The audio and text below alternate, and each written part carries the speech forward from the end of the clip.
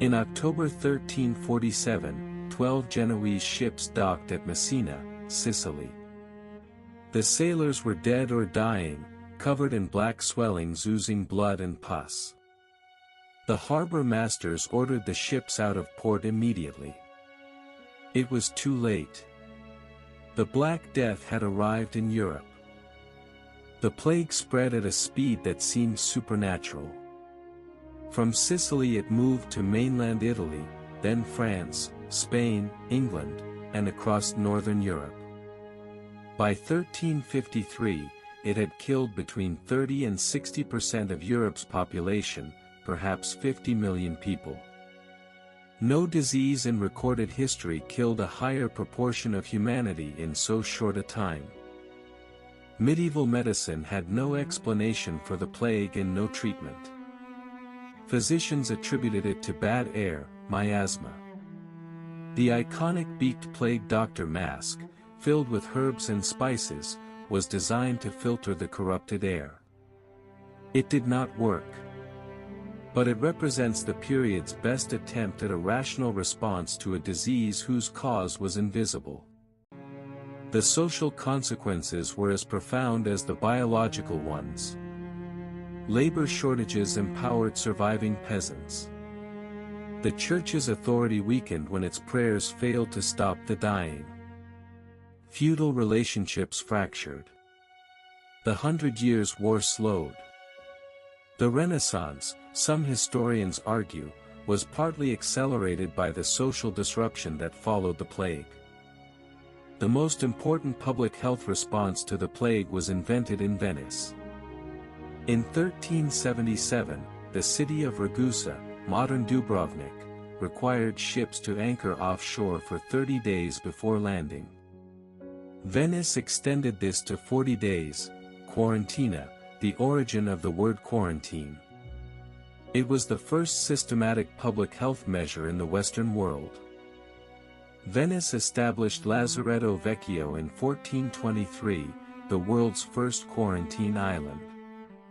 Suspected plague cases were held there, isolated from the healthy population. It was a brutal institution. But it worked. Cities with effective quarantine systems had lower mortality rates. Public health had its first major institutional innovation. The plague forced governments to govern health. City councils created boards of health, the first public health authorities. They closed markets, banned public gatherings, regulated burials, and required households to report illness. These were the first systematic public health interventions. They were crude and often unjust, but they were based on observation. Isolation reduced spread. The psychological response was as important as the physical.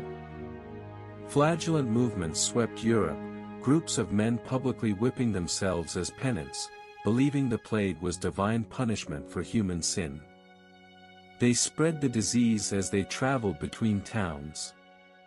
Religious explanations for epidemic disease were not merely wrong, they were actively harmful. The Black Death returned repeatedly after 1347, the second pandemic lasted in Europe until the 18th century. Each recurrence reinforced the public health lessons. Quarantine became standard.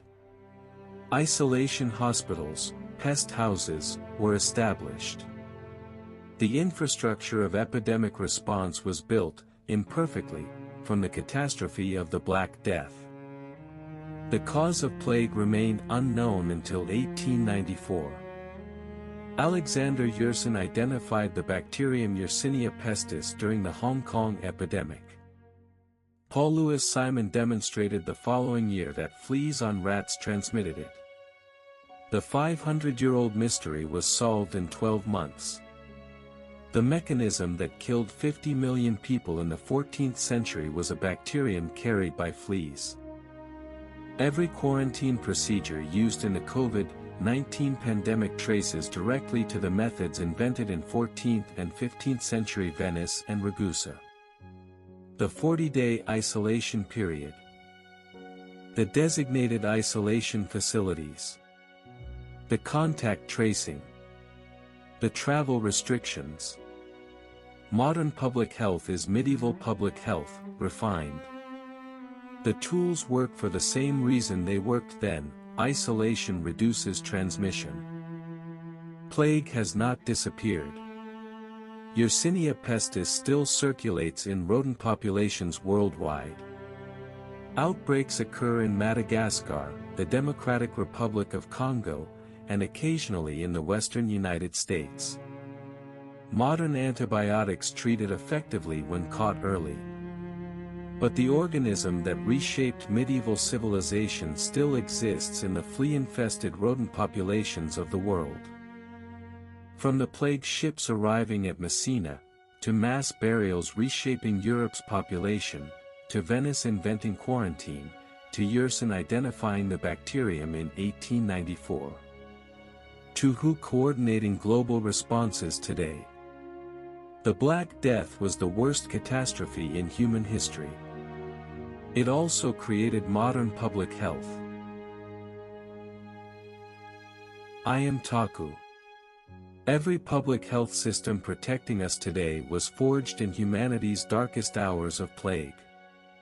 Subscribe to Wisdom of Takku, because catastrophe has always taught us to build better.